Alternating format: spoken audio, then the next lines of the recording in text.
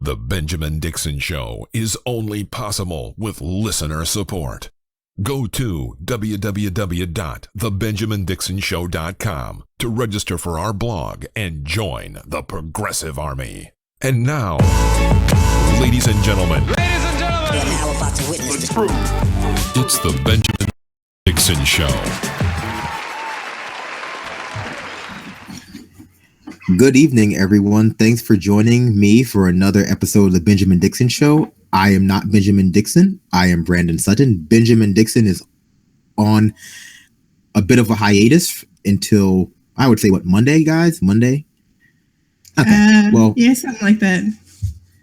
And I am joined tonight filling in for Benjamin Dixon because it takes two brown people to fill in for Benjamin Dixon with the improbably named Anoa Changa. How are you doing, Anoa? I'm good. How are you doing, Brandon?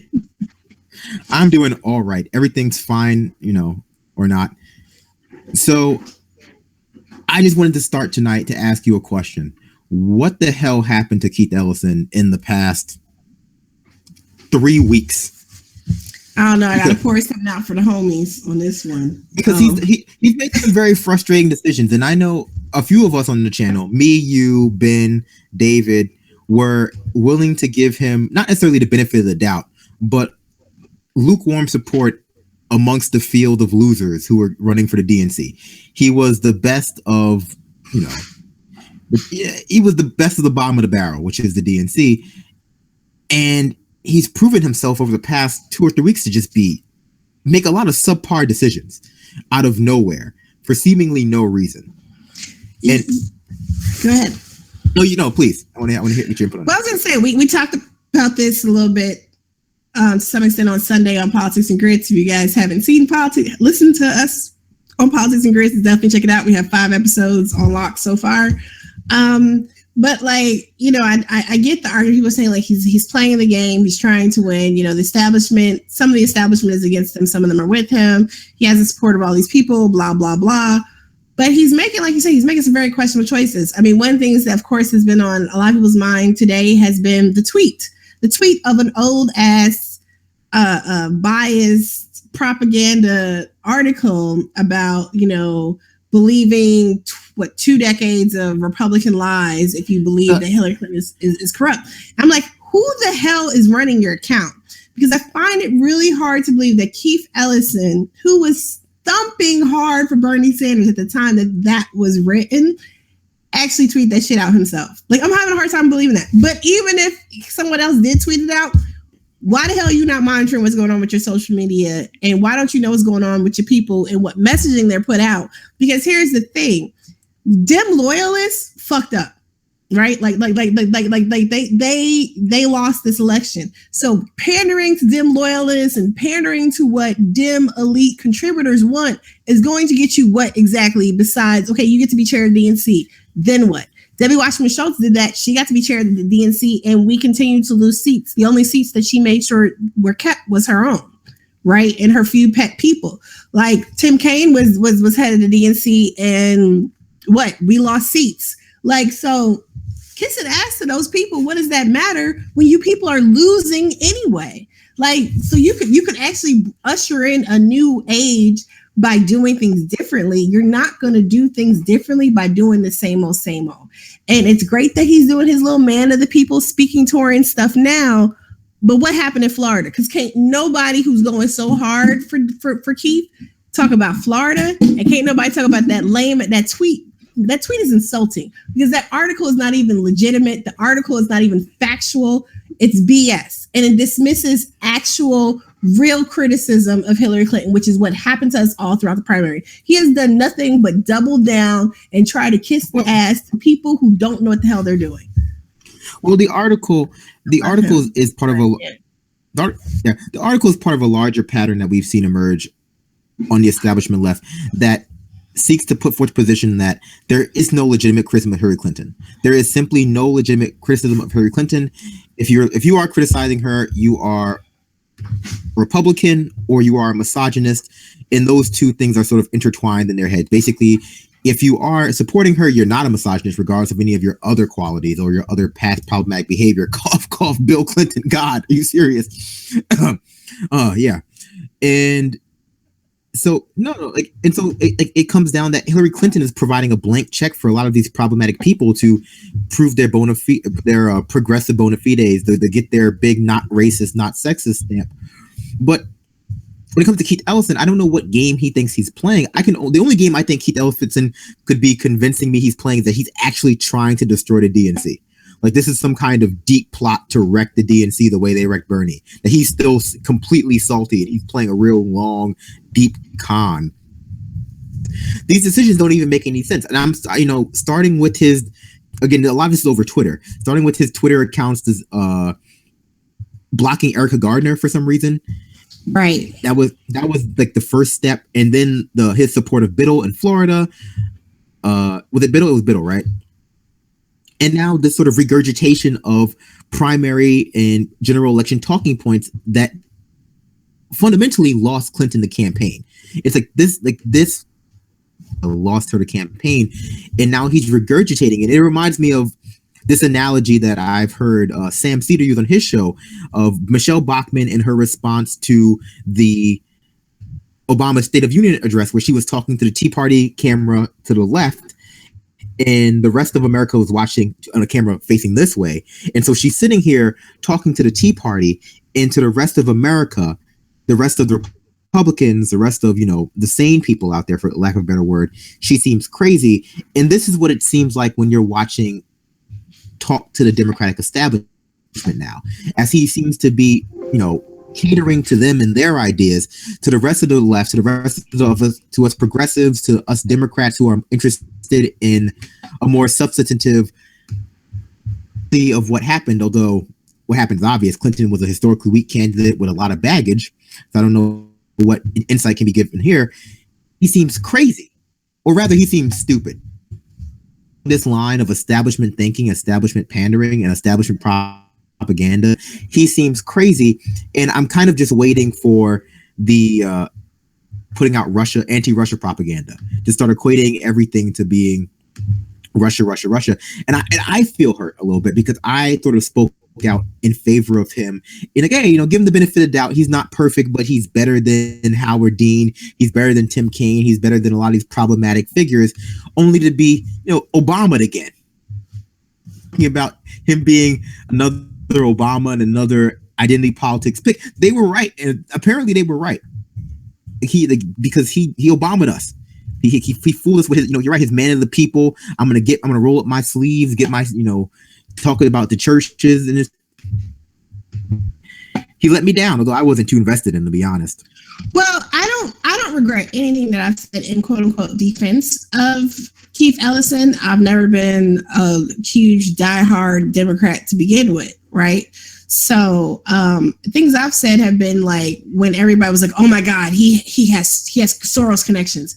I've said things like, tell me a Dem that's in the running who doesn't have Soros connections. My issue is about process and fairness. And that's what I've stuck to in terms of my quote unquote defense. Like even talking about the false slurs in terms of the anti-Semitism allegations, like the piece that Solomon and I wrote. I mean, I think that no matter who you support, you should agree that slurring an otherwise eligible candidate, on some BS just to win is wrong. And if you're saying you're about doing things the right way, this is not the way you do it. But it's also a pattern that we see with Black leadership anyway. They dangle that over people's heads. So I don't really have a problem with anything I said in defense of him. I've had a cautious eye, but my issue has been more so of how people go overboard in their criticism sometimes. Like you can criticize people and it's not respectability. I believe in basic respect of people until they give you a reason not to respect them anymore. I mean, this is the game. This is what he's choosing to do. And this is what the Democrats are showing us, though, that they're going to change. They're going to paint some walls. They're going to change the drapes, but the house is going to still be the same. You still coming in. You still sitting at the little kids' table at Thanksgiving. You not getting to the big table. We might have let a couple of your friends sit at the table with us, but this is all that's happening. So don't be thinking too much more is going to happen. That's their loss, though. Good. We need to move on. Well, we're gonna move on, and I agree because I'm tired of talking about Democrats. I'm tired of talking about Keith Ellison because they're problematic, they just though, and they give us so much potential. But it's just the same mistakes over and over again. And I feel like we're having the same show over and over again because the Democrats they show such a frightening lack of activity over what happened, and it's frustrating. Like, it's frustrating to watch people make the same mistake over and over and over again, and you wonder, well, 99th time, why would it work the 100th time? But this comes down to a larger question about the Democratic Party structure, its culture, it's like the way it socializes people, like what you have to do to get ahead.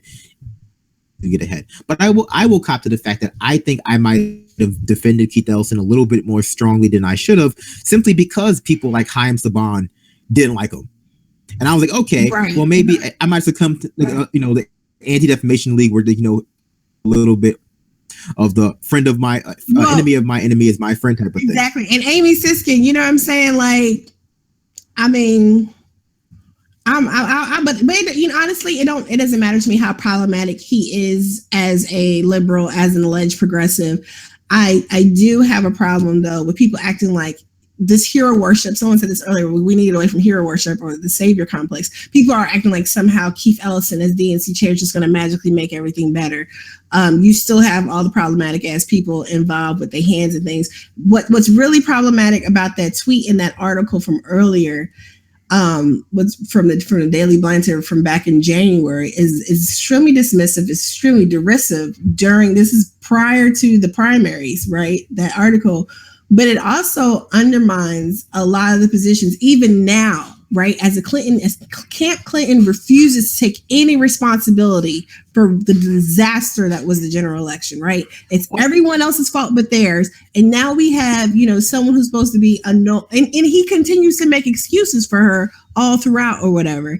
And that's a problem. I find no problem standing up for people. I don't have to agree with you to respect you. I don't have to like you to call out wrong is wrong, right? And I think we should be able to do that no matter what. Because if someone's out there being homophobic, even if I don't like the person that they're dogging, I'm still going to say something about it. I don't have to like you. I don't have to support. I don't have to rock with you, but wrong is wrong. So some of the treatment that Keith Ellison has gotten has been wrong. But I agree with you about calling him out as problematic.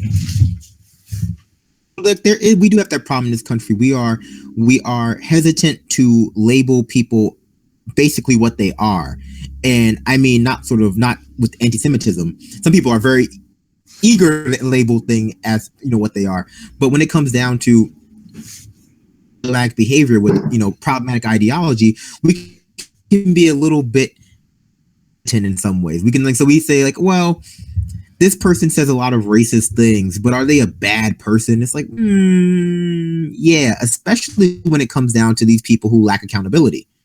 There seems to be, especially, I don't know how to phrase this, but anyway, if we're gonna talk about lack of accountability, I think that I do want to. Can we talk about Bernie Sanders real quickly and his lack of accountability? Because here's the other thing I'm tired of.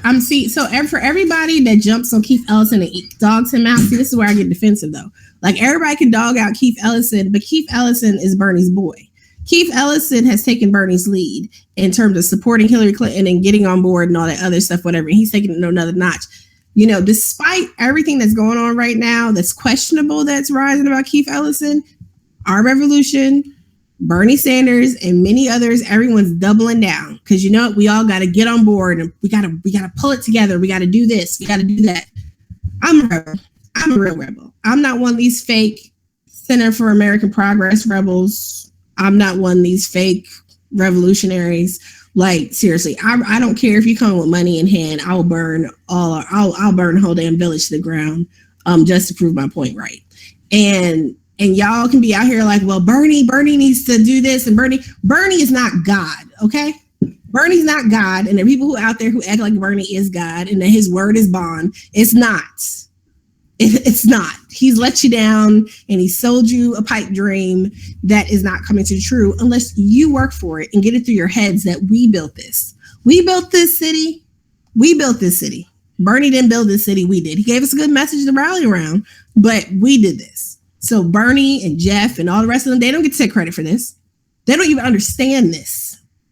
They still out there, Bernie's coming to Atlanta. You got to pay $32 to buy the book to get in to see him. Don't be fooled. Don't be. I liked Bernie Sanders. I did. I like Bernie Sanders too. I will say this, and I mean, from a politics standpoint, from a policy standpoint, he was not in line with me 100%. Like, I am to the left of Bernie Sanders on certain issues, but I considered him a step in the right direction. There were certain things that he did that were problematic in terms of preparation, and especially in the aftermath of the DNC I view to be problematic, because I'm not interested in our revolution, because our revolution seems to be about picking the best Democratic candidate. And I'm not interested in an organization who is just looking for the best progressive within a very narrow subset of people. Like, I've yet to see them support any candidate that is not aligned with Democratic Party's interests. I don't recall them coming out for Kashama Sawant. I don't recall them coming out in support of Pramila Jayapal, but they might have. I mean, correct me if I'm wrong. Oh no, Pramila is a Democratic darling. What are you talking about? Oh yeah, I'm sorry. They need strong women. I'm sorry. I'm thinking. No, he did. He endorsed her. He endorsed her and Zephyr Teachout around the same time. Okay, so. But there are lesser known, but I agree. There are lesser known people who did not get the same shine, who definitely put it on the line for him. And so it comes down to a sort of my problem with Bernie Sanders is that he's not my ideal, so I don't understand why I want him leading my revolution, quote unquote. Like, I don't want him to be the face if he's not my ideal. He's not a revolutionary. But this comes down to a larger problem with the structure of our system, or rather with two-party structure. We have a lack of leaders in positions of power who we can look up to, because Democrats and Republicans have kind of choked them out of the system.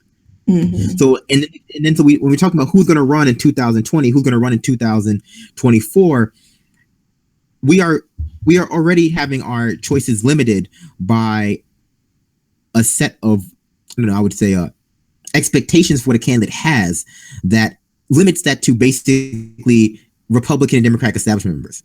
Because for president 2020, who is a legitimate campaign? These nuts will be these nuts still won't be. Honestly, if the media gave these nuts as much attention as they gave Donald Trump during this electoral cycle, we probably have a 10-year-old from North Carolina. So these nuts actually could not be president. I had to think. I just remembered how old these nuts was. Yeah. So these nuts is not old enough to hold public office at the national level. Not even 4 years. Well, I don't know. Well, if there's two D's nuts, can you combine their ages together and make, what was that, like 20? That would be what? If he's 69, that'd be 40. Anyway, but the point is this. We have a series, and this comes down to I guess this is rooted deeply in the Hillary Clinton. She has 30 years of experience. She's the most qualified candidate. It's like the establishment has decided what being makes married to a powerful man does not mean that you have experience. No, but my point is this: the establishment. Who the hell can put I was the wife of so and so, or like who the hell can put that on their job applications? Like, you can't do that. The queen could put that as a job application. The queen of a country could technically become the leader if the king died. Anyway, but the point is this: like, the media and the establishment politicians have come up with a set of qualifications to be president that are largely arbitrary. They are. They're largely arbitrary, and they've decided that basically anyone who is not a member of these two parties, not because of any sort of legal reason, but because of what is generally accepted, is unqualified to run. Like, how do you get 30 years of experience in politics if you're not a member of the Democratic Republican Party? How do you get 30 years of experience if you don't have some degree of wealth and connections to maintain that time and experience? That's the other issue, right? You don't. Like, but even and everyone's like, well, she's so talented, she's so capable, she does it, so this. But like, everything that she's gotten has been, I hear it now. Yes, look, all right, Anoa has a really nice microphone. No, Blue Yeti Pro is a piece of shit. Thank God it's under warranty. I will be sending this junk back. Well, anyway, I want to, if we're gonna, if we're going to talk about accountability amongst the liberal elite, I do want to bring up the sort of kerfuffle with Lena Dunham and her abortion comment. Most definitely. Before I talk about Lena Dunham, I do want to say this: from my perspective, her comments were not the most problematic thing I've ever heard a white liberal say. They were not the most offensive thing I've ever heard a liberal say, white or black, any elitist say. But I think that Lena Dunham acts as a really good representation and vector to understand the problems and lack of accountability amongst elite liberals. And I almost said white liberals, but I think that if anything, we've seen elite black liberals shill just as hard for the establishment, if not harder, than we've seen some white liberals do. So we really need to, expand this conversation. Like, we can't just absolve the Joyanne Reeds of their culpability simply because their skin has a little bit more melanin at this point. But Lena Dunham's comments, in case you haven't heard them, about abortion, were basically on her podcast. She had been asked to speak out about abortion and the stigma and stuff like that. And she had to admit that she didn't have an abortion. Then she off-colorly either made the joke or was not a joke. It doesn't really matter, that she had wished she had an abortion. And of course, everyone jumped on her back. Everyone thought that it was the most insensitive thing she'd ever said. It wasn't. The Odell Beckham Jr. stuff was the most insensitive thing she's ever said. But it makes me wonder. So when we talk about Lena Dunham, what we're talking about here is a question of why do we elevate these people, Lena Dunham specifically, but generally these rando white celebrity liberals or black celebrity liberals or George Takei, to this position of authority on either being a woman or being a feminist or any of these issues that they have so repeatedly proven themselves to be inadequate. Yeah, so they're like Lena Dunham is so unprepared in both from experience and education to speak on women's issues that it makes you wonder, how do they get to the position where their opinion makes so much, how do you get to the position where Lena Dunham is running Hillary Clinton's Twitter campaign? It's like how do you get there when her experience as a woman and thus her feminism is so narrowly applicable due to her wealth in race that she can, even geographic location, that she just simply cannot understand the plight of most women in America, nor can she speak to it. And all her comments on abortion and all her comments on Odell Beckham Jr. do is prove is that we've elevate these people's voices to a place to speak on these complex issues who have no business speaking on them. Like they just don't have any business speak on them, because for Lena Dunham, for example, and let's use abortion as an example, her experience with abortion is so separate than most of these women who have to deal with this kind of thing. Well, what's interesting is whoever the hell asked her to speak, that's not a question that they talk about, like kind of when they're prepping about remarks and stuff like that. Because what happened was she got asked to share her abortion story. So it was assumed that whatever event she was speaking at, she also had an abortion story to share. Okay, let's stop right there. If you have a forum where you're having women share abortion stories, maybe you should make sure those women have actually had abortions. Like, I mean, that's just a thought. You know what I'm saying? If you have people talking about their abortion stories and stuff, maybe you should make sure that people actually have had one to even be able to talk about it. Because, I mean, I don't understand the point of her being there then. Because if she can't speak on this topic, if she can't add value to the conversation, what the hell is she there for? Just like what you're saying. And I really do see that we have this, but the other problem I have with her is, despite all the things that are wrong with it, with her commentary, with her quote unquote jokes, with just her erasure of not just blackness, but particularly black women, like these people, whether it's Hillary Clinton or Planned Parenthood or whoever these elite institutions and entities, they continue to put her in a position where she has this huge platform to speak on behalf of so much. And there's so many other great people out there who can do the work, who can have the conversations. If you really got to have a celebrity, why her? She is so disliked. I guess they figure they get attention one way or the other. But see, this is the thing. It's like so problematic. And this is why I'm using her as a vector for this conversation. Because here is the thing. If you're in that bubble, she is not disliked. if you are in the sort of millennial, I went to a liberal arts college and majored in English, and I'm between the ages of 17 and 30, a white female or even black upper middle class female bubble. That's not even true, because black women can't stand her ass. It don't matter how bougie. It don't matter how bougie they are. They know who she is, dude. Just look at every time Black Twitter, because there's plenty of bougie black women in Black Twitter. Just look at every time Black Twitter, people got their little "I'm here for the kick Lena Dunham off" Twitter party. Like, it happens. It happens too much. We're going to be partied out soon. There are a lot of racial implications for why people don't like Lena Dunham as well, and that has to do with the first season of Girls, which I've never seen Girls except for the first episode, and I've only watched the first episode. I dated a lot of women of Caucasian persuasion. And so I basically know everything about girls. Is it like the white? Is it the white girlfriends? Is that what it is? I didn't understand why people watch Girls until I asked one of the women I was dating. And although she wasn't white, she was Puerto Rican, but she was light skinned. Wow, this is getting off color. Anyway, no.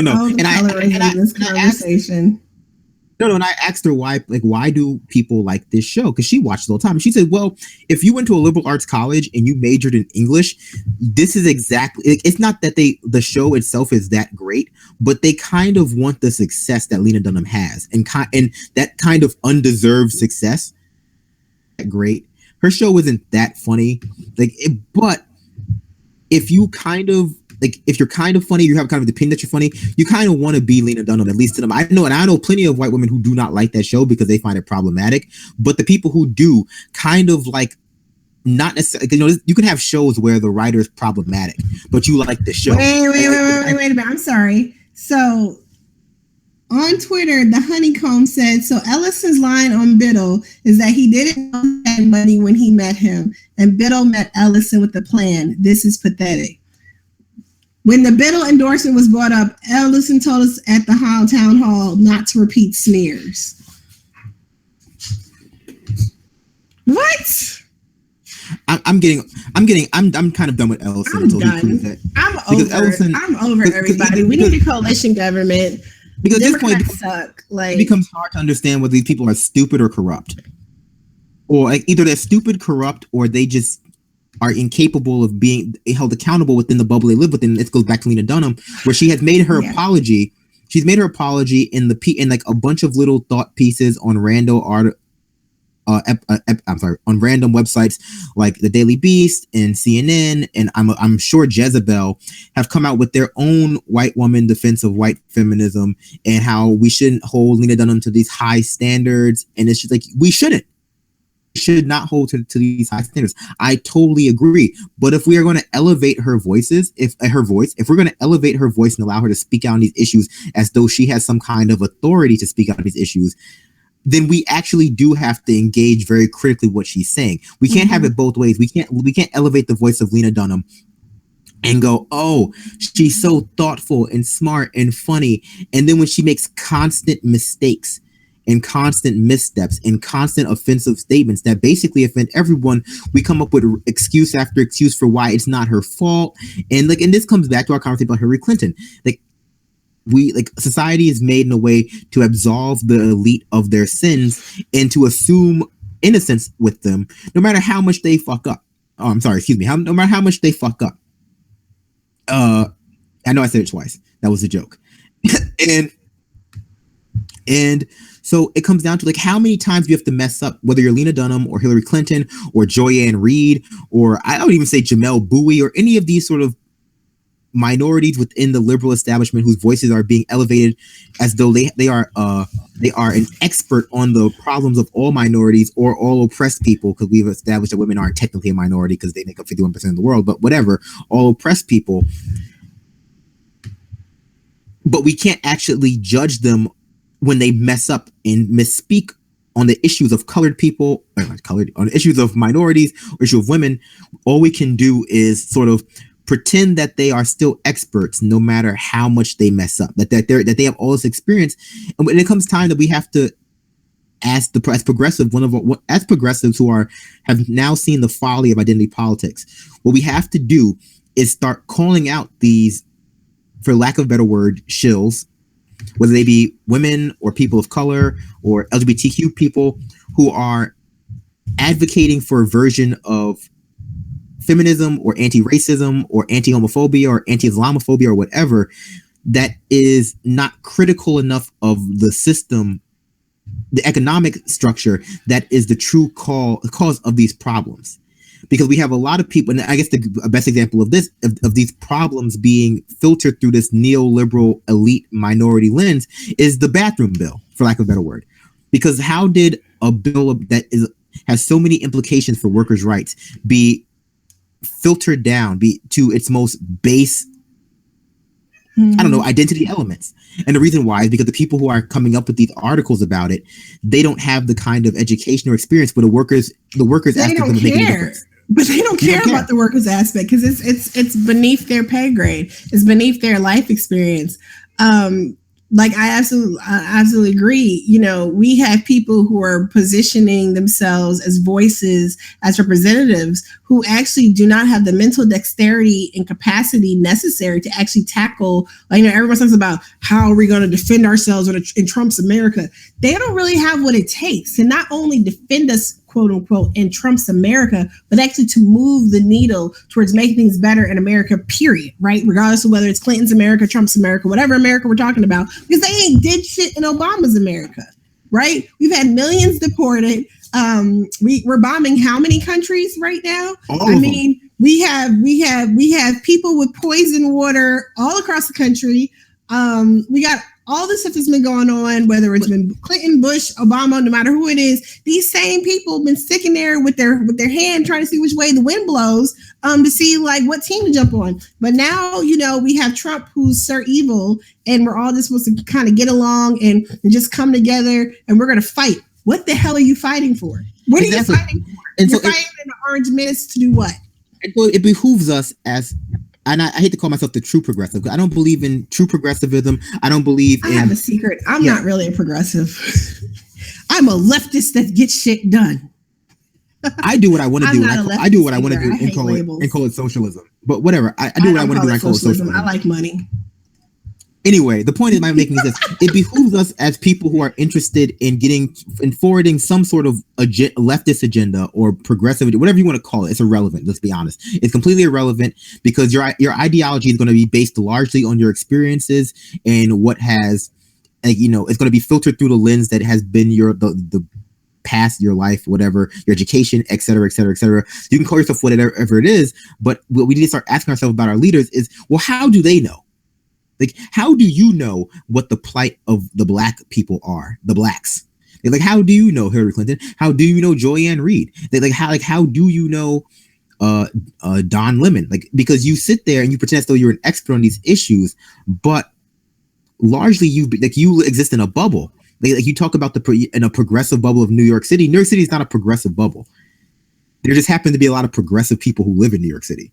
A lot of rich progressive Dems who live in the Upper West Side, live in Manhattan, who define New York City by their presence and lack like you said, the mental dexterity to understand that the world does not look like them. Not only does the world not look like them, but 5 blocks in the other direction doesn't look like this. And it'll behoove us to ask of us, our leaders, well, how does Lena Dunham know what it's like to be a woman? Right. Or rather, what kind of woman does she know? How do any of these privileged women know what it is like to be a woman? Like I don't know if you've seen this, but there's this call for a national women's strike to tell Trump, you know, what's what. And they're talking about. Isn't that the plot to Lights Estrada? No, I don't know. You sure? I don't know. That sounds like some bougie woman. Chirac.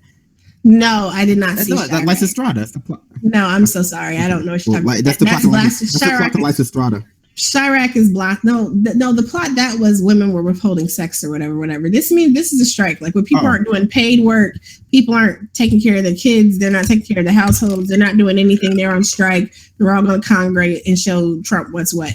This is stupid to me. And this is some really privileged woman BS.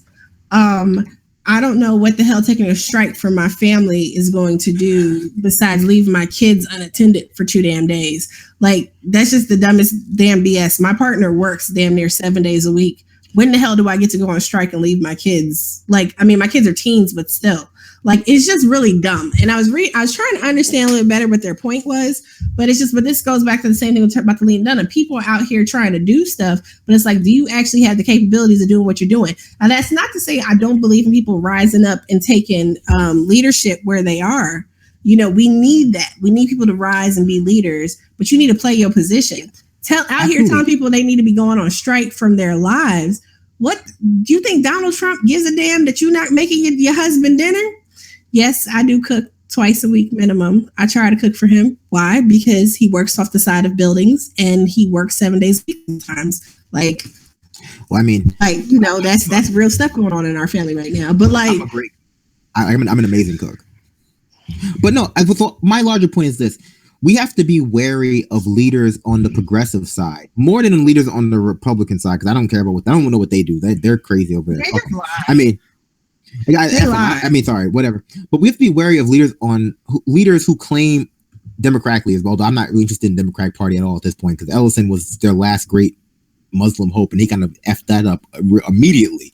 But we have to be wary of people who claim to be speaking for our issues, for whom prejudice is an academic or largely exotic experience for them.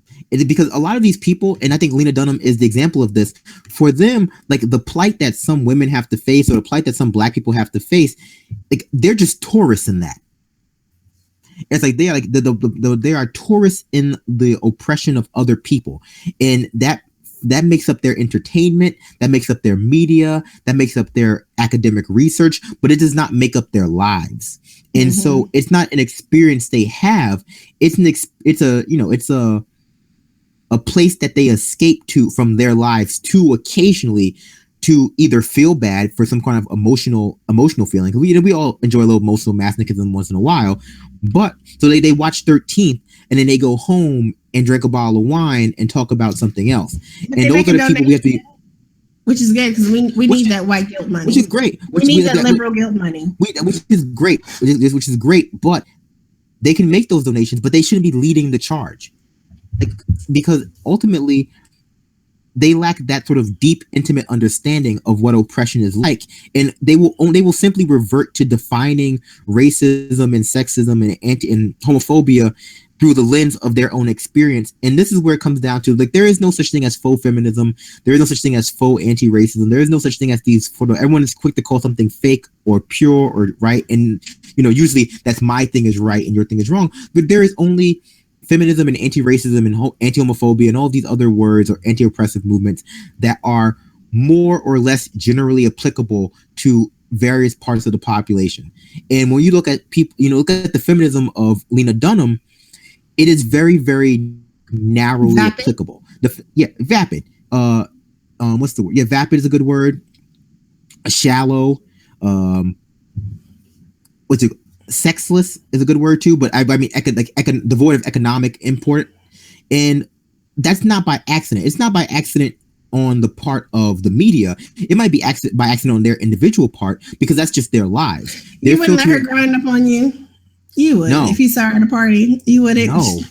You want her? No. She'll probably be writing a Lenny letter. Somebody send her this clip so she can write a Lenny letter about. I'm joking with you. I'm joking. Anyway, but the point is, like, it's not a problem. Well, rather, it's not a malicious act on their side, because everyone wants their voice elevated. Everyone wants to, speak on their own experience. But it is a malicious act on the part of the media to elevate the voices of those people who challenge the system the least. And that is what Lena Dunham's feminism does. Lena Dunham's feminism, just like Joyanne Reid's anti-racism, just like all these sort of, upper middle class liberals anti-whatever does, is it challenges the structural causes for these problems the least. And it makes it largely makes the liberals the elite liberals that make up the Democratic establishment feel good about themselves. And here's a pro tip: if your feminism, if you can give your feminist speech or your anti-racist speech to a room full of people and they clap and they feel good about themselves at the end, they feel like they're not implicating that, you've done a bad job. Is it petty if I unfollow people who retweet Peter Dawu? Who? Is it petty if I unfollow people who retweet Peter Dow, like even if they follow me too? Like Peter I really, Dow. Yes, that's the. Oh God! Is he still embarrassing himself on the internet? Oh my God! Yes, he's talking about how because 3 million more people voted for Hillary, that just proves that Democratic values are more popular. Dude, California, New York. No, I agree. The Democratic populist values are more popular. I simply wish the Democrats would run on them. Like, can we also, like, I saw another thing from somebody that said, I'm with the 65 million people that stood against hate. You do know there's like way more people who are registered to vote than 65 million, right? Like, like the people are going through such lengths to kind of like make value out of something that's really pathetic. You're with 25%, 27% of the voting population. Good for you. Like, what the hell does that matter though? You can't win that. What you gonna get? You can't even buy anything for 25% anymore. Like a bag of chips is like 35 cents, 50 cents now. Like, so there's like 20. That was a bad joke. You should feel bad for it. Was a bad joke. I'm 35. I can make bad jokes. Okay. I come by it honestly. But no, seriously, I think your conversation, what you're talking about in terms of like problematic people who have platforms and who get listened to and their views given weight, you know, it kind of goes into something else we were going to talk about tonight in terms of police brutality. Like when you have the fraternal order of police demanding that websites stop selling Black Lives Matter paraphernalia. We can shift topics definitely, and I just want to touch on what you said because it insults them. Go ahead. And when we talk about problematic people being given platforms because their narratives on racism and sexism or whatever, or liberalism, their narratives of liberalism challenge the neoliberal agenda the least. The problem also comes down to they've convinced themselves that they're being given these platforms because they have something radical to say. It's just like your Peter Dows and your Matthew Iglesiases and like all your people who are basically, you know, nipping at the eccentricities of neoliberalism. Like that's the thing what they're doing. They are Trump is an eccentricity of neoliberalism. Trump is an excess of the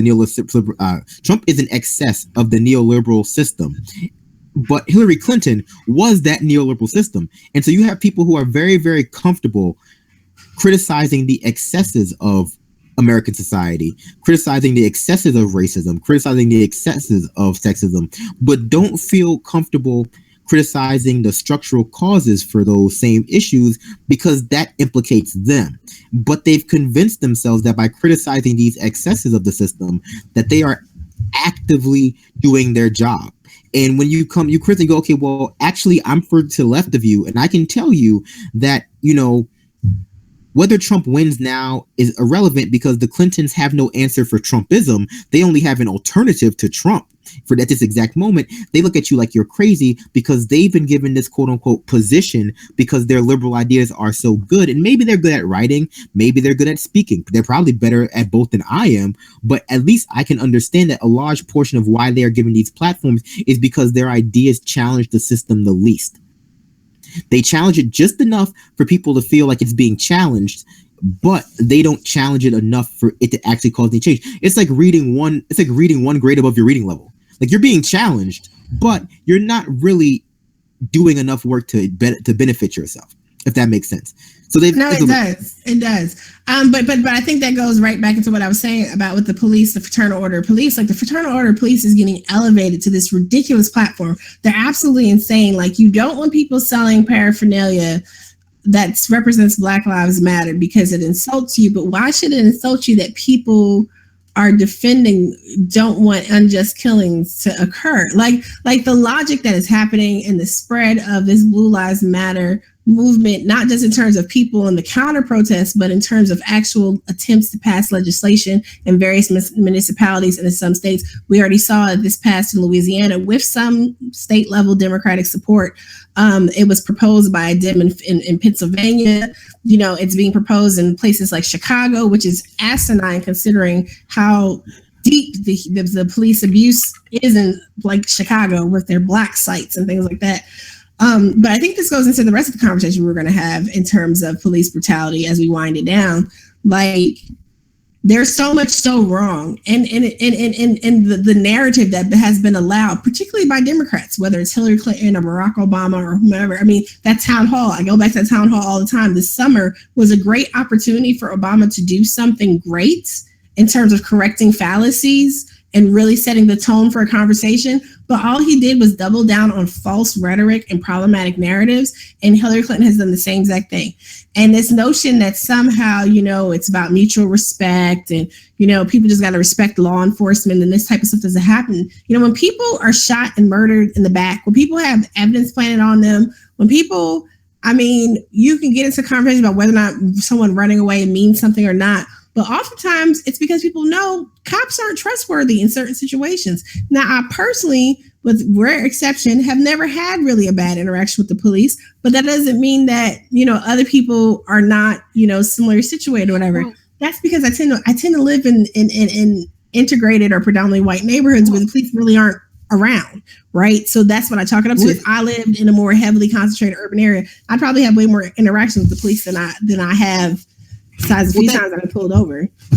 Well, that's a good point you made. Like the idea that it fits into a larger conversation that the police are trustworthy and they deserve our respect, just like Hillary Clinton and the Democratic Party establishment is trustworthy and they deserve our respect when the evidence doesn't bear that to be true. So yeah, a minority of police officers are involved in what you could consider to be explicitly illicit behavior, i.e. committing, killing unarmed citizens, committing crimes of sexual abuse, et cetera, et cetera, et cetera.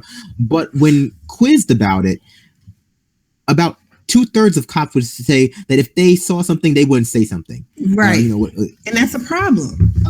Dialgo for our Spanish-speaking fans, not important. The point is this. The point becomes that the ability to demand respect that you do not deserve is built into our white supremacist, patriarchal, blah, blah, blah, blah, blah, blah, blah system. And it's part of a larger entitlement complex that some people are allowed to have and other people are not allowed to have. That you can demand respect, that you can demand to be trusted when you have generally proven yourself to be untrustworthy. And if people do not trust you, if people say, hey, well, I can't trust Hillary Clinton, I can't trust the police, I can't trust Obama, I can't trust the Democratic establishment, the Democratic establishment, these people are allowed to point to you and say, well, you're the one who's being unreasonable because deserving of your respect. Why? Explain to me, despite the fact that you've been proven to be undeserving of respect, why I should respect you, why I should trust you, why you aren't corrupt. And the answer seems to be, well, because our society is a faux meritocracy, and it seems to be a safe space for racism and all these other isms that are bad. Part of that safe space, part of the rules of our society is that you have to pretend as though we deserve your respect, that we've earned your respect, despite evidence to the contrary.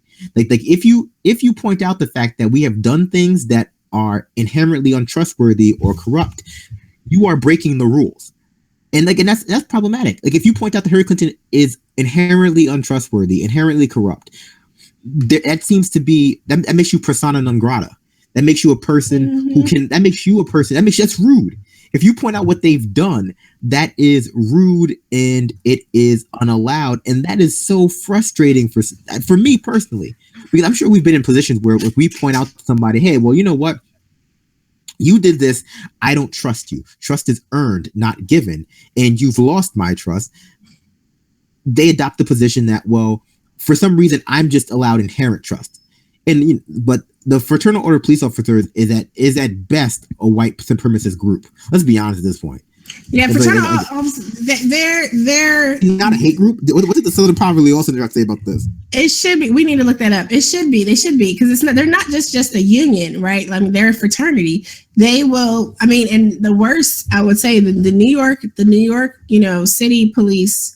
Their fraternity order of police. I mean, they're probably one of the worst ones in the country with Pat Lynch. I mean, the way they double down on the most dangerous rhetoric. And you would think that as purveyors of justice, allegedly, and those who claim to uphold the public trust and public good, that they would want to see like proper methods in place, that they would want to see corrective action being taken place. But there's something completely different going on. And there is a battle. There is a battle between, those who agree that Black Lives Matter, the phrase wouldn't be as catchy if it was Black Lives Matter also, and it's all lives matter or blue lives matter. But I mean, and the thing is that no one's saying, and no one's saying the Blue Lives Matter thing is just freaking ridiculous, because if someone kills a cop killers go to jail. They go directly to jail if they even make it out of the situation alive. And it's sad. I mean, it's sad when life is lost, period. Right. I'm not so inhuman that I think, that it's okay. But at the same time, let's just be real here. For the numbers are not even proportionate. They're not the same thing at all. Right. Because the issue is, one, with the degree of frequency that Black lives are taken. And then two, the fact that there is no punishment for those who take them, or very, very, very rare punishment. Right. So let's talk about blue lives. Let's talk about what happened. Oh, yeah. OK, but yeah. Yeah, it's about what happened in Texas, but at first, let's talk about Blue Lives Matter for just a quick second. Because between when you're talking about Blue Lives Matter, or you're talking about male rights activists, or any sort of like white pride group that thinks it's like, oh, we're just a neutral white pride group. But when it comes to Blue Lives Matter and male rights activism, no. Like, the problem is not that there is anything inherently dangerous about their message on the surface. So I think we can all agree the lives of cops matter. I think we can all agree that, men should have rights, whatever the hell that means. But the problem is largely in the staging of these groups, in that they are counter movements to other groups. So if you don't understand the problem with Blue Lives Matter or All Lives Matter or male rights activism, it is not their inherent message per se. It is that they are not proactive groups. There is no male rights activist. They're groups that are pissed that somebody else is trying to get something fixed, that no one's paying them attention, that they already get attention for. Yeah, this is an entitlement issue, because let's be honest, and I hear this issue talked about all the time when I bring up feminism to like guys who think that they're not male rights activists, but they want they have the, I think, oh well, what about men who get their children taken away from them, and like it's unfair in like a divorce court, and alimony, or like the fact that there's a gender death gap. I was like, those are great issues to talk about. Why don't you start a petition to get some men's health clinics started? There's one in Manhattan. It's a beautiful place. Why don't you start a petition to have women and infant children change to single parents and infant children? Why don't you do these proactive things, as opposed to simply complain about what women are doing or what feminists are doing? And same with Blue Lives Matters or All Lives Matters. Well, why don't you actually come out and seek to change the way we structure police brutality and cases that involve excessive use of force? Why don't you actually be proactive? And the answer is because they're not proactive. They're not groups. They're counter movements, and they're not even counter movements. I would argue that feminism and Black Lives Matters are counter movements. They're movements counter to white supremacy, counter to male supremacy or patriarchy. What they are is they're movements in favor of the status quo. They're movements meant to silence progressive movements, because the progressive movements are preaching a solution to a problem, but that problem has largely left honestly, they're just arguing in favor of status quo. Let's put it that way. They're arguing in favor of the hegemony. So segue, still on the same topic. First, let's get an update on what's going on with the injustice boycott from David, because David has actually been doing the best out of all of us here at Progressive Army, in terms of keeping up with the daily emails, and he alerts all of us on what's going on. So we figured David can come in and give just a short update of what's going on. I can definitely do so. Hey everyone, I'm not going to show my face, my ugly mug, but whatever. You're beautiful, David. Thanks. You look like Vin Diesel. I wish I had Vin Diesel's money. That'd be nice. Yeah. Right. That would be nice, right? Anyway, I'm going to transition here and putting on screen just some stuff about the injustice boycott. It's not really in process per se yet, because they're in a waiting period. But as many people may know, they announced on December 5th that the first three cities they'll be focusing on are Standing Rock, San Francisco, and New York City. They're still drawing up their demands, so the pages for each of the cities are bare as they're preparing them. But in the days as they count down to Martin Luther King Day, which is when they'll actually start the boycott. They are taking action every day, in whether it be mass tweeting, writing letters to certain officials, drawing awareness, raising money. There was a day they had raised money for Standing Rock. I think they raised over, I want to say it was over $200,000, but I'm not positive, so don't. I could have that very, very off. They've written Bill De Blasio via multiple avenues, email, the website where he can be contacted. They've emailed the police unions and the police chiefs. So there's a lot of different action being taken to let them know that there's people behind this. If if they don't actually abide by the demands that end up being taken. And some of those are, they as they've laid them out, just as an example, in New York City, a couple things that they're asking for is the closure of Rikers Island, the firing of forget his name, Pentaleo or something like that, the officer that killed Eric Garner, and the closing of the there's a policy, the broken window policy in New York City. They want that policy ended as well. And so if you go to injusticeboycott.com, you can sign up. You get daily emails with the actions that they're taking on any given day.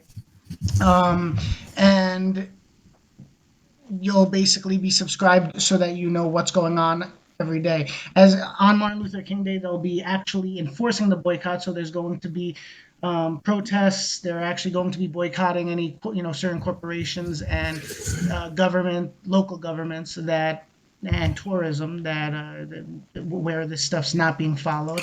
And I guess we'll see how it goes. So far, they claim to have over 200,000 people signed up for the boycott.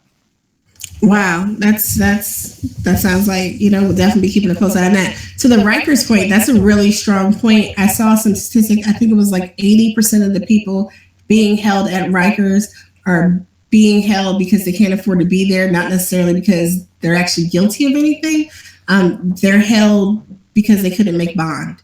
And fixing the bail bond system, adopting a policy that is more affordable for people, or just figuring out a way to deal with that system as a whole.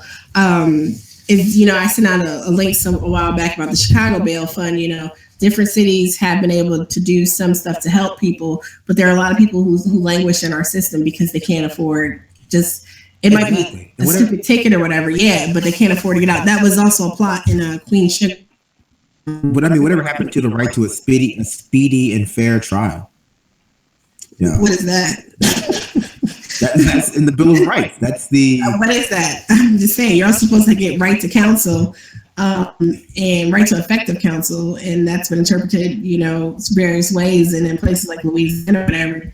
Good luck trying to get time is an illusion. Time is an illusion. So who's to say what's that? The system is overburdened. The system is strained to its core in many places. And the Constitution be damned, it seems. Thanks, David. That was really great. It's hard to change the prison system, and if we talk about the death penalty and anything, because America is a very punitive society, and so it becomes hard to explain to people that regardless of whether people commit a crime, there's a certain minimum standard of living that they should be given when our society is structured in a way that is pro punishment. We believe in as the deeply ingrained, and maybe it's the Christian part of us, we believe very heavily in punishment in a way that's unhealthy. And I'm a sadomasochist, so when I say this, understand that I know what I'm talking about. You have an unhealthy relationship with punishment. I have an unhealthy relationship with punishment, but there's good and bad pain, and our system is structured in a way that's unhealthy. We have an unhealthy relationship with punishment, and that's exemplified by the way we treat our prisoners. That's exemplified by the way we view poverty. That's exemplified by the way we view women's right to choose. These are all issues that may or may not seem congruous. But when someone asks you, how can you be pro-life but pro-death penalty? Easy, because both are issues of punishment. It's like they're only disparate issues if you don't understand that the point of both is to punish somebody. But yeah, let's play the video from Texas of the woman being brutalized. Yeah, so just let's just before we just put it up there, just to let everybody know. I mean, it's graphic content to some extent. This is a woman that actually called the police to help her resolve a situation, and it went bad. So yes, another one of those scenarios. So just to give you guys a heads up before we just show it to you, go ahead. So I'm about to put it on screen before I had the Rikers gift that you were talking about with the facts, Anoa, about Rikers Island. But okay, I'm putting this on screen. It's about we'll let it play for about 2.5 minutes, and then we can talk a bit before we end the show. But it is graphic, and it's the full clip that's been posted online is almost 6 minutes. We're not going to play the whole thing, but we'll play the majority of what's upsetting, unfortunately.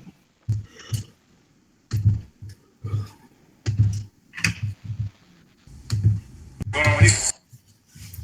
daughter's son came home saying that this man grabbed him and choked him.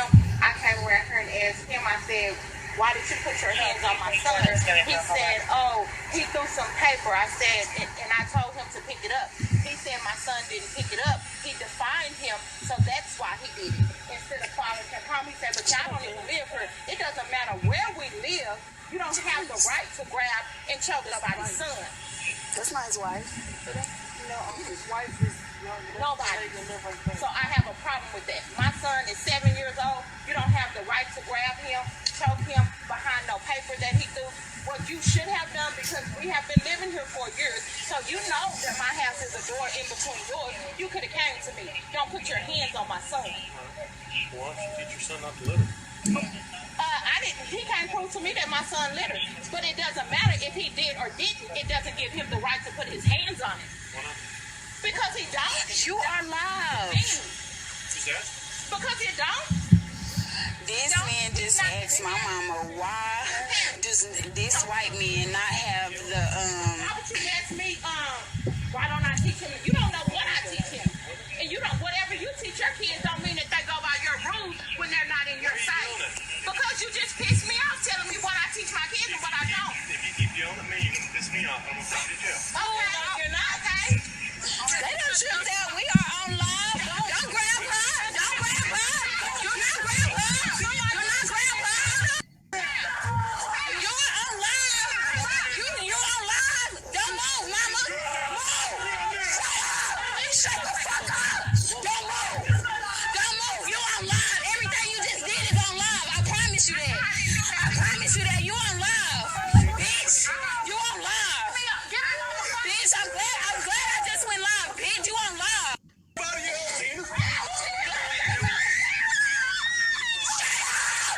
Stop fucking screaming. You a bitch. You a bitch. Nigga, you on live.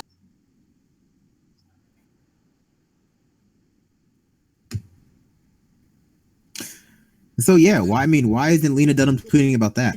Well, what I find interesting about the cop's question is why is that what the other person did wrong or whatever in terms of her son. Mind you, if someone saw a parent doing that individual parent, that person, like, you can't even do stuff like that to your own kids in public, right? So why should some stranger, whether the kid was wrong or not, I mean, you know, kids are wrong, then we need to find a way to address that, but you don't have the right to put your hands on anybody else's child. So if a parent were to choke up their kid or whatever, the kids, you know, you be getting a visit from social services or you be downtown yourself. So it's just, it's problematic. But here's where, you know, mutual respect, maybe if she talked nice and stuff, things wouldn't have pursued, maybe they would have, but that's not the point. The point is that you called to have a situation resolved on your behalf, right? Because that's what we're supposed to do. Police are there supposed to protect and serve and all that other good stuff. But when you've been violated, when your child has been violated and the cops show up and they immediately take the side of the violator, I mean, that's like with the guy down in Louisiana that with the hit and run, right? Like initially they just let him go. He murdered somebody in cold blood in the middle of the street, stood over top of him and shot him point blank, but they just let him go. But see, this is about the presumed innocence of white people in our system. Mhm. You know, this is the presumed innocence. This is the problem with a system that has a dichotomous relationship with innocence and guilt in black and white, because black people are presumed guilty, white people are presumed innocent, and this doesn't seem to be a problem to a lot of people, or rather, it's a problem that gets overcome fairly quickly when we talk about issues of police brutality, issues of white on black crime. But there are implications for white people being presumed innocent to a disproportionate degree, especially when you mix in male and you mix in rich, because it allows them to get away with behavior that is extremely problematic for society. And we know this is not a different structural issue than the people on Wall Street getting away with crimes. This is not a different structural issue than the Stanford rape case. This is not a different structural issue than all of these issues that tend to get more play and more outrage in the mainstream media because they involve white victims or victims with more social capital, or even just the general victim, society being the general victim. But this is an issue, and this is where where it bears the responsibility when you're discussing racism falls on people. I know it's a hard thing to talk about, to explain to people that racism has negative effects for white people as well.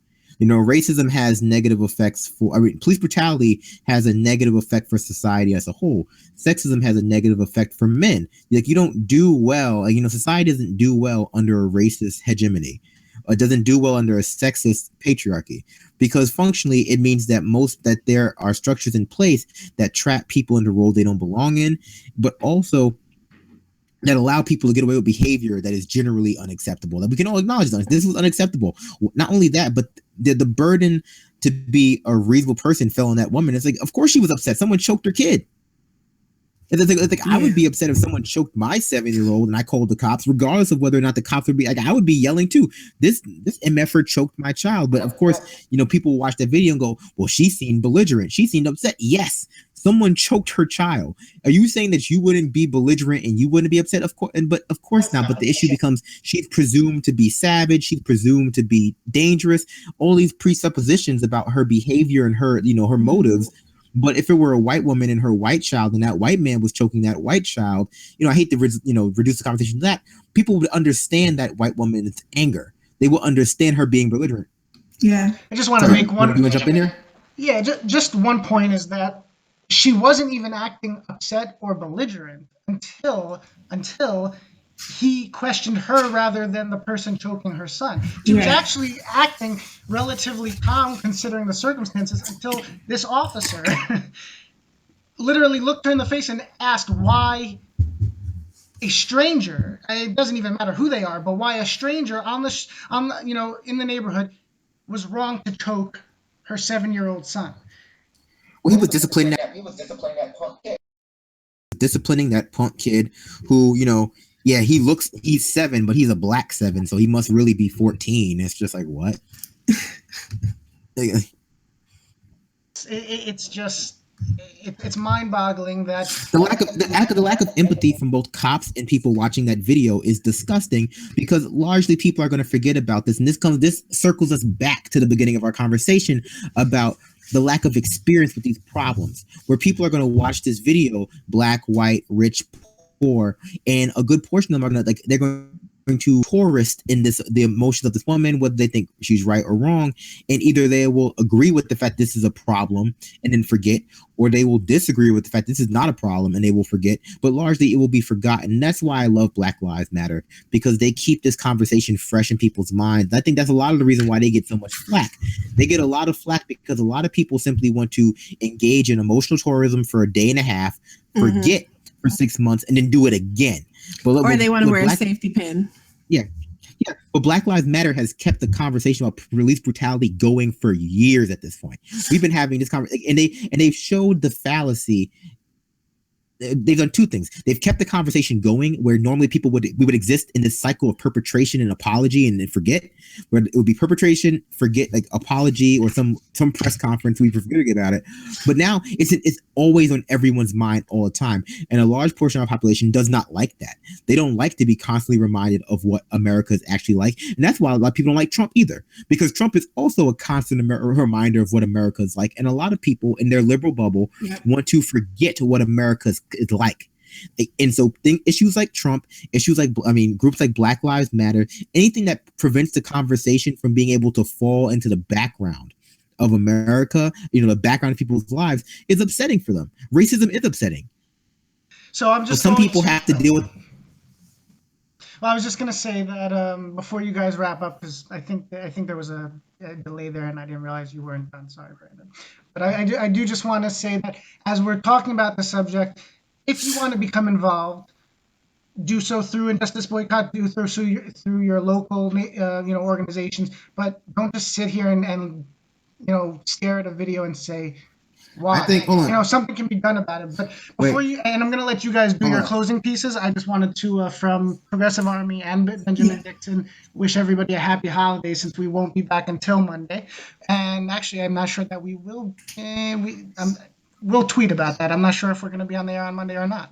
But happy holidays to everybody, and I'll let Anoa and Brandon close out. That is so nice. You said happy holidays. Happy holidays. I have a great comment about my behavior. Someone said, "Oh my God, when you are a man talking about the oppressive patriarchy, you are dealing with a simp or just a weak man." First of all, I use the term patriarchy, but I really mean kyriarchy, because I believe I'm a third feminism. Second of all, weak man. Have you seen me? Dude?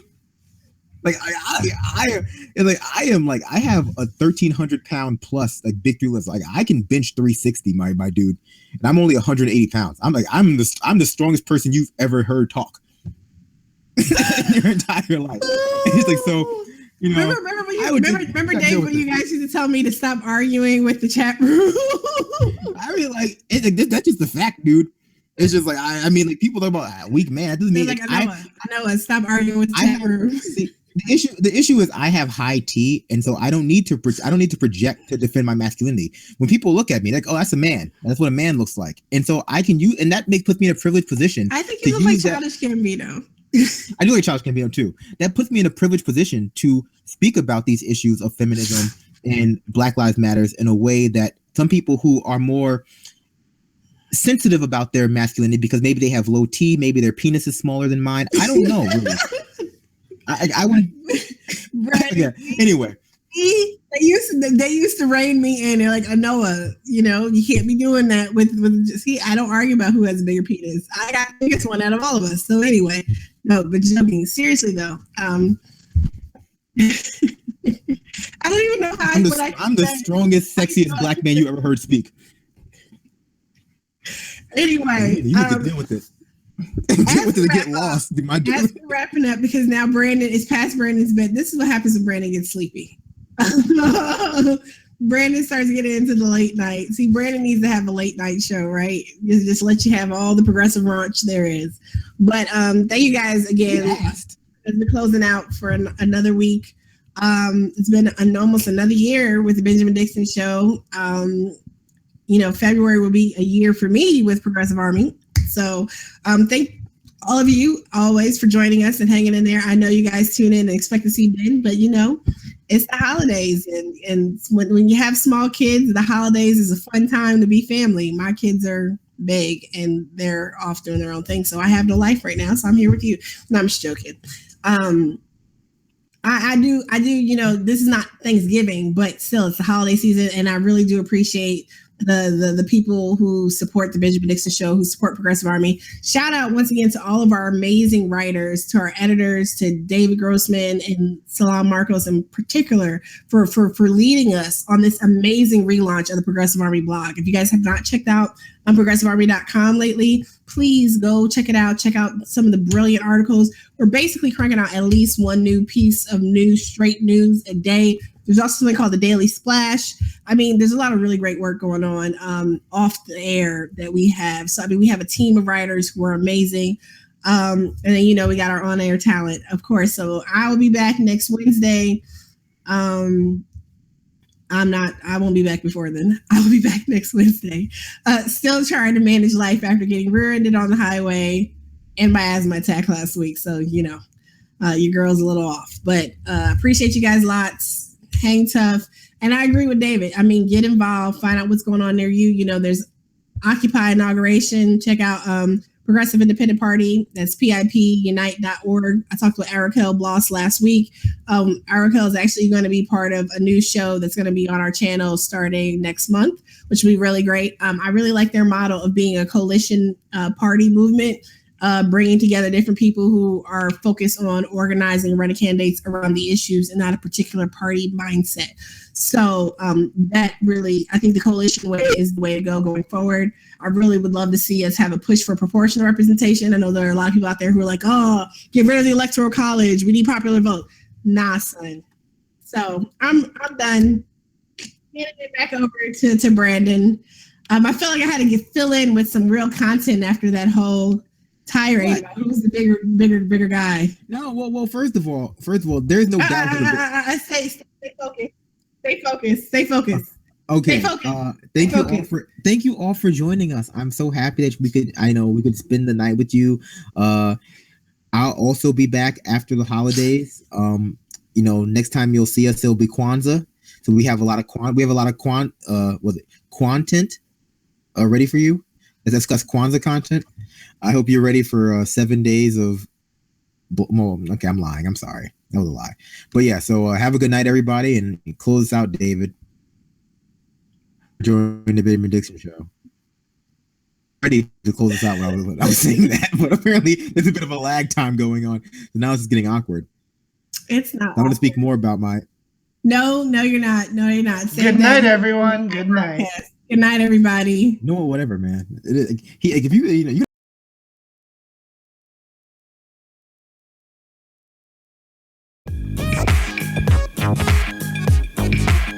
The Benjamin Dixon Show is only possible with listener support. Go to www.thebenjamindixonshow.com to register for our blog, join the Progressive Army, and support The Benjamin Dixon Show. It's Ben Dixon! If you like this episode, be sure to share, like, and subscribe.